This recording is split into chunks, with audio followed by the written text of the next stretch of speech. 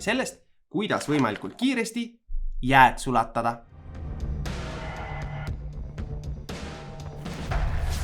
Oled valmis, Taavi? Jaa. 1, 2, 3. Duelli ülesanne on soojusenergia ülesanne. Ehk tuleb sulatada jääd. Võidab see, kes täidab anuma esimesena veega jooneni. Olete valmis? Jaa. Palun alustage.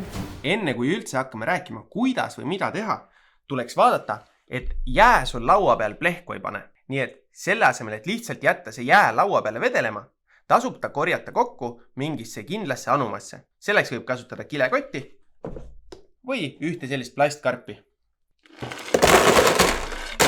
Nüüd saame olla kindlad, et jää on kõik siin kastis ning kõik jää, mis veeks sulab, selle saame ka siit kasti ääre pealt välja valada. Nii nagu minul olid ka võistlejatel käes külmakindlad kindad. See on selleks, et võistlejaid ja ka minu käsi kaitsta külma eest. Teiseks loovad kindad mõnevõrra võrdsema mänguväljaku, kus saame hinnata seda, kes tõepoolest oma teadmisi paremini rakendab, mitte kellele on suurem valutaluvuspiir. Seega, kindad käes saame hakata jääd sulatama. Kui mõelda inimese kehatemperatuurile, siis on see 36 kraadi, mis tähendab, et 36 kraadiga kujutaksime me ette küll, kuidas jääd sulatada. Kuid ega toas ju sellest oluliselt jahedam ei ole. Siin minu ümber toas on praegu umbes 23 kraadi, ka stuudios oli temperatuur üle 20 kraadi. Seega tuleb lihtsalt mõelda, kuidas ümbritsevast õhust see soojus kätte saada ja jää juurde juhtida. Selleks, et jääl oleks pidev kontaktpind ümbritseva toasooja õhuga, tasub sisse lülitada ventilaator. Ventilaator puhub pidevalt toasooja õhku jää kohale.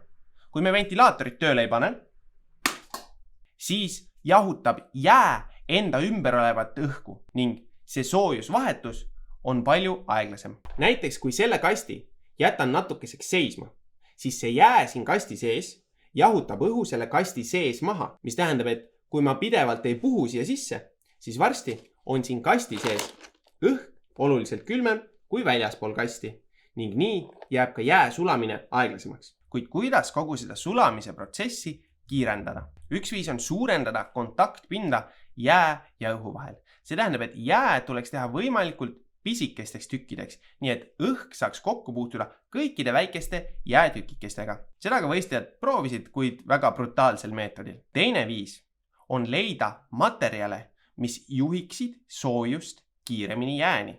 Selleks sobivad ideaalselt erinevad metallist objektid. Raua erisoojus ei ole küll teab mis suur, ehk me ei saa väga palju soojust raua sisse ära mahutada.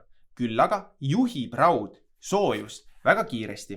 Võib-olla oled tähele pannud, et kui käid saunas, siis metallist objektid tunduvad eriti kuumad. Tegelikult on aga saunalava, mis üldjuhul koosneb puidust, sama kuum kui kõik metallist objektid, mis saunas on.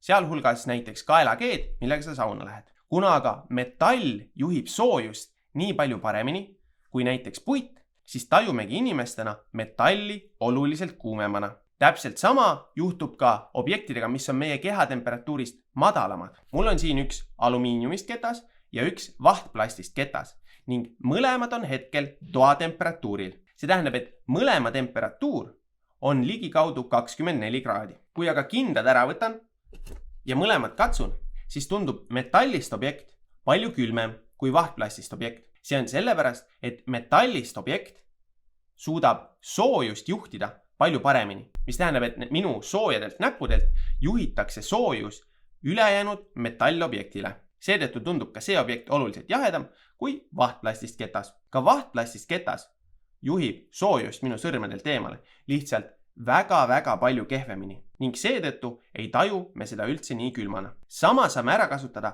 ka jää sulamisel. Kui panen mõlema ketta peal ühe jääkuubiku, siis sulab jää kiiremini ära metallist ketta peal. Selle aega, kui sulab üks kuubik selle metallist ketta peal, ei jõua tekkida lompigi teise jääkuubiku alla selle vahtplastist ketta peal. Jätame selle sama tüki veel siia vahtplasti peale ning lisame siia peale veel jääd ning vaatame, kuidas see protsess kulgeb. Nägime, et ka suurem kogus jääd sulas väga edukalt selle metallist ketta peal. Küll aga ühel hetkel jahtub ka see metallist ketas samale temperatuurile, mis on jääl, ehk ligikaudu 0 kraadini jõuab selle ketta temperatuur. Sellel hetkel enam jää siin peal eriti hästi sulada ei taha.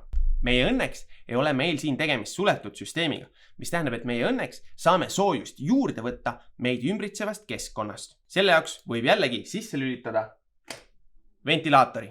Mida suurema kontaktpinna suudame metallist objektide ja jää vahele tekitada, seda kiiremini saab soojus metallilt jääle liikuda, mis tähendab, et seda kiiremini saab ka jää sulada. Sarnast protsessi, aga natuke teistpidi kasutatakse ka meie igapäevastes arvutites, kus on samamoodi metallist nõndanimetatud radiaatorid, mis võtavad arvutiprotsessorilt soojust ning juhivad liikuvat õhku sellest läbi. Sooja protsessori suhtes on ümbritsev õhk jahe ning sellega saab jahutada protsessorit. Sarnast olukorda võid näha veel kevadel või ka päiksepaistelise ilmaga talvel, kui visatakse jääs kõnniteele pisikesi kruusakive. Kui järgmine päev vaatama lähed, siis on nende kivikeste ümber sulanud jää sisse väike lohk.